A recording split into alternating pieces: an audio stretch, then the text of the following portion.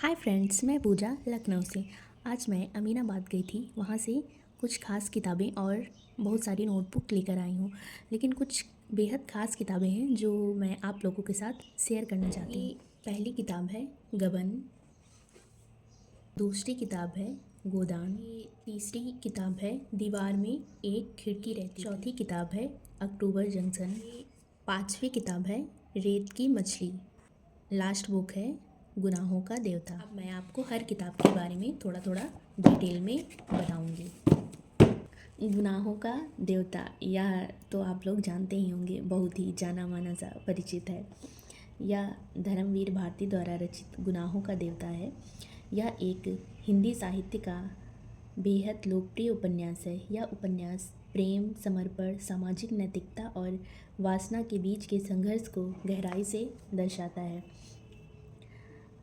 चंदर कोई महान प्रेमी नहीं था, बल्कि एक महादुष्ट राक्षस सा इंसान था जो हमेशा ही कंफ्यूज रहता था लड़कियों में। कभी एक लड़की से कभी दो लड़की, तीन तीन लड़कियों को हर्ट करता है। इसलिए इसमें चंदर को कोई आदर्श न माने, वो कमियों से भरपूर इंसान, राक्षस प्रवृत्ति का था। और इसको आप पढ़िए तो समझ पाएंगे कि इंसान क्या ऐसे भी हो सकते हैं। रेत की मछली, यह कांता भारती द्वारा लिखित है, जो धर्मवीर भारती की पहली पत्नी थी।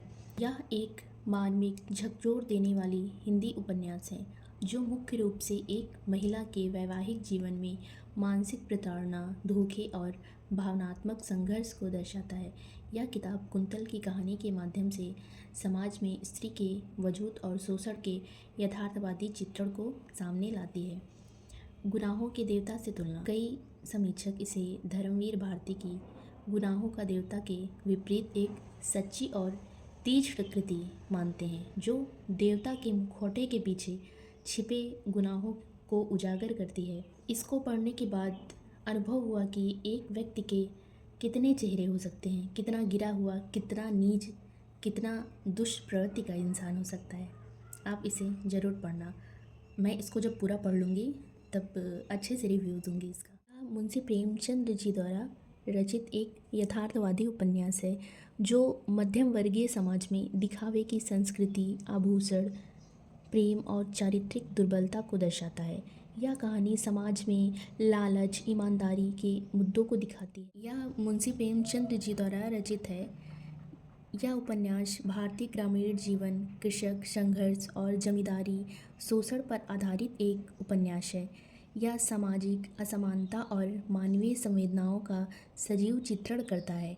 यह उपन्यास किसानों की जिंदगी और उनके स्ट्रगल को दिखाता है। दीवार में एक खिड़की रहती थी, यह विनोद कुमार शुक्ल द्वारा रचित एक प्रसिद्ध हिंदी उपन्यास है। यह एक साधारण शिक्षक रघुवर प्रसाद और उनकी पत्नी के छोटे से जीवन की जादुई यथार्थवादी कहानी है, जो सादगी, प्रेम, सपनों और मानवीय संकोच को बहुत गहराई से दिखाती है। यह कहानी लाइफ के अलग पर्सपेक्टिव और इमोशंस को बहुत अच्छे से दिखाती है। अक्टूबर जंक्शन, यह दिव्य प्रकाश दुबे द्वारा लिखित है। एक बेहद भावनात्मक और दिल को छू लेने वाली प्रेम कहानी है जो चित्रा और सुदीप के इर्द गिर्द घूमती है। यह बेहद भावपूर्ण उपन्यास है जो मानवीय रिश्तों की नाजुक सुंदरता और समय के बीतने की खूबसूरती से दर्शाता है। यह मॉडर्न हिंदी नॉवेल है।